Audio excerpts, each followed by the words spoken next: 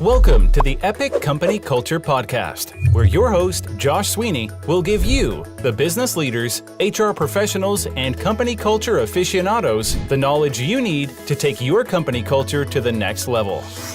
Hello, my name is Josh Sweeney, and welcome to the Epic Company Culture Podcast. Before we get started, I would like to thank Prototype Prime for this amazing podcasting space.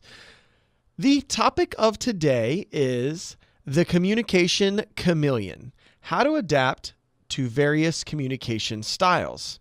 Now, when you read about company culture and corporate culture, a lot of definitions state that it's the intangible. It's something you feel. It's something you are, right? It's not something you can see or hold.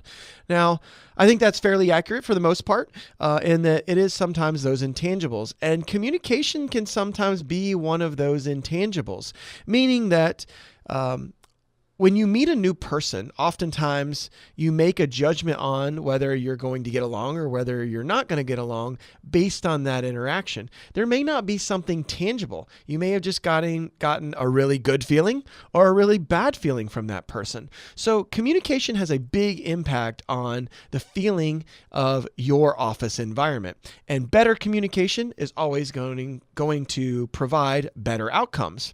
However, the real challenge comes in that everyone has different communication styles. There's very specific groupings of communication styles that we have to watch out for and we have to be in tune with, or what ends up happening is we're communicating in one way, they communicate in another, and we're never aligned.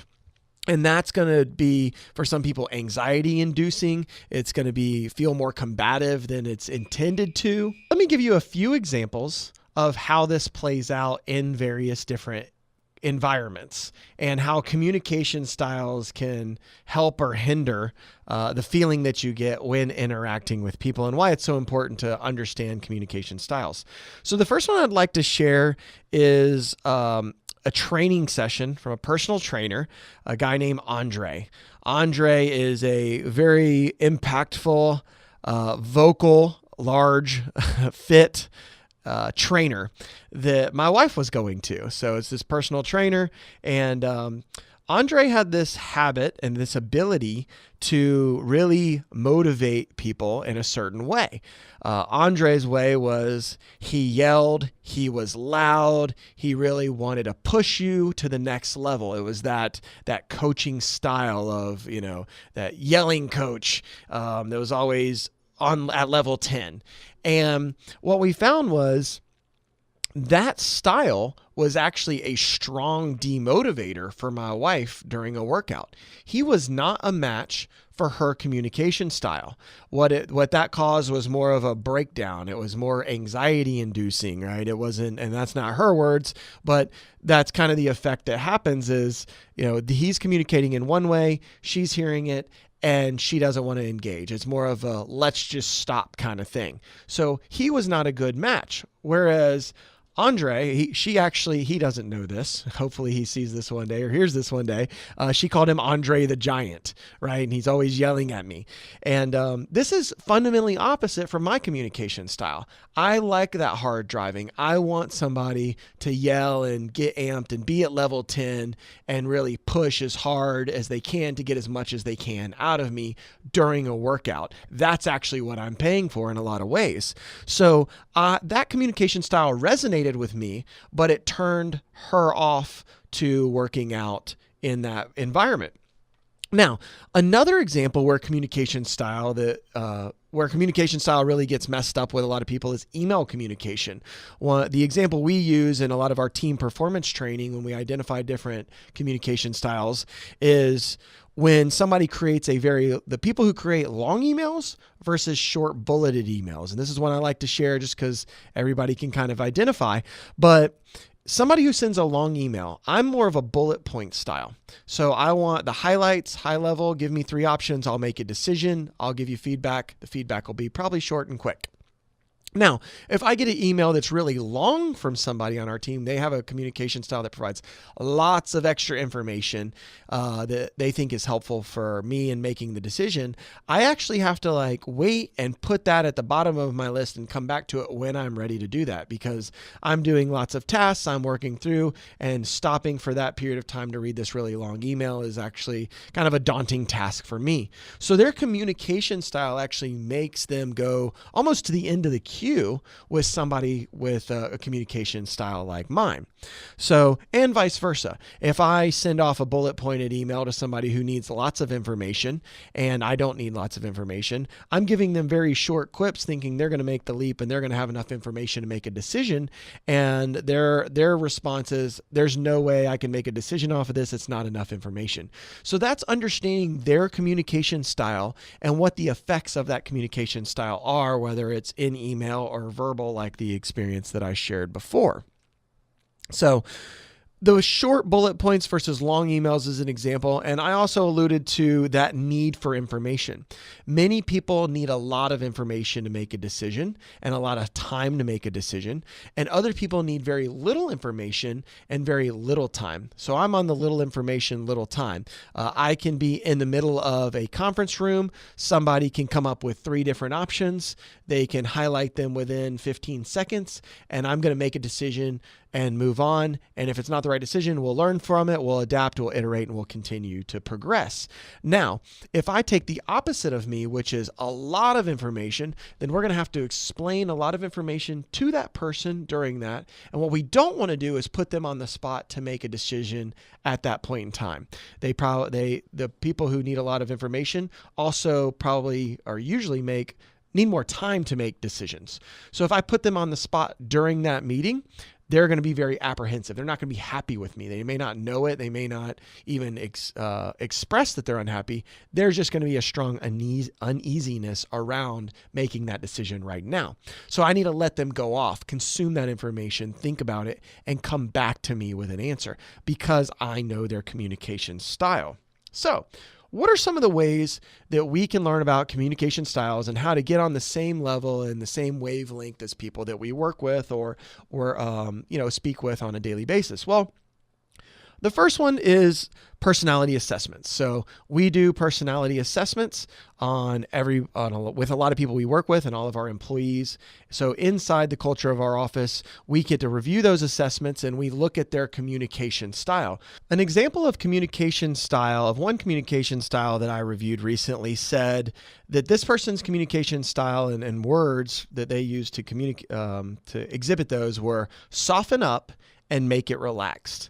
So what they wanted to convey was it was a little softer style. It wasn't that in-your-face style. It would be very collaborative. They wanted most people to soften up and come to them in a relaxed tone, not a rush tone or any of the other things that a different personality profile would have. So this person's, again, in their profile said soften up and make it relaxed. Now, another and the opposite or almost opposite type of profile that I reviewed said for this person, it was get to the point and present risk and reward. So in this case, this person didn't want a lot of extra build up. They just wanted you to get to the point, so it's quick, and they wanted you to present the risk and reward. So here's the opportunity, here's the reward. Maybe that's for 3 different items or multiple items. Let's make a decision. So when we use the behavior assessments and personality assessments, we're able to uncover what that person's general style is and how we need to approach them. And we can kind of check ourselves before the meeting, especially if it's a big meeting where you're bringing somebody into an office or a hard conversation. The harder the conversation, the more you want to check your profile in comparison to theirs and make sure that you're adapting to that style and making sure that, your communication is going to be heard. Now, I get a lot of other questions around, well, how do I put that into practice? How do I put this communication style into practice if I don't have personality assessments or if I don't have one of these on hand when I have to have an important meeting?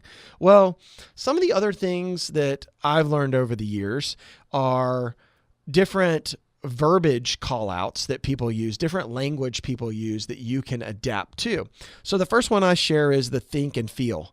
A lot of people will use certain words when they're explaining things or having a certain communication around I think or I feel. I'm more logical, strategic in a lot of ways, so I would probably use I think way often more than I feel. Whereas the opposite from me is going to be more feeling. They don't want the numbers. They don't want the steps that you got to get to that information. They're really using I feel. Well, I feel like this should happen, and I feel like that should happen. As opposite to a person who says I think. So what we can do is when we hear those from a person that we're speaking with, we can adapt to that. We can start switching to their language, and it gives me an indication. Like if I'm speaking to somebody and mine's I think and theirs is I feel, no matter how much I think and how much data I share and how much information I share around that, it's not going to change their opinion because they're coming from a place of feeling. It has to be how they feel. So I have to change my language. I might have to change the approach. I might have to change how I present the information. So I think and I feel is a very good test. Now there's another one that I heard of, and this is my last way that you can start to call out and adapt to other people's communication styles. This one came from the book, The Ultimate Introduction to NLP, NLP being neuro-linguistic programming. Now, I'm not going to act as if I'm an expert on that. I'm definitely not. I just liked some of the examples that they have. And they had another one similar to I think and I feel, which is I see and I hear. So if you're speaking with somebody who says, oh, well, I see it like this. They use I see. They're painting a picture. You have to think that they're painting a picture in their mind. And if you continue to verbalize and say things around, if you continue to verbally communicate, it may be a challenge. So if you are going to continue to verbally communicate, you have to paint the picture. Paint the picture in your words of what they are seeing, right? Get on that I see level versus I hear is a much more verbal tone. I hear what you're saying. Right? They're going to come back. I hear what you're saying. Oh, I hear that. I gotcha. Right? That indicates that they're a verbal communicator. That's their style. Again, I'm not an expert in NLP, but there are lots of different ways that in the normal course of a communication, you can start to pick up on people's styles. And I naturally do that now, just kind of pick up on people's styles. And, we have all these kind of anecdotes that we have around or cliche items where it's like, oh, well, that person's a type A personality. Well, if somebody's coming across and you think that they're what you would consider or what society has kind of posed as a type A personality, well, then what you need to do is figure out how to get into that mindset so that you can communicate in a similar way that's going to resonate with that person. If you stay in your communication style and they stay in theirs, that's going to create a rift in between how you're communicating and how you're listening. So, in closing, what I want you to think about is how you can be a communication chameleon, how you can adapt your style to make sure that you're communicating in the best possible way with your audience or with the person that you're working next to. Thank you for tuning in to today's episode of the Epic Company Culture Podcast with Josh Sweeney. If you enjoyed this content, please subscribe on iTunes, SoundCloud, or Stitcher. For additional content and transcripts, visit epicculture.co. If you have questions or topics you would like us to address or expand on, tweet us at epicculture1 or email at podcast@epicculture.co.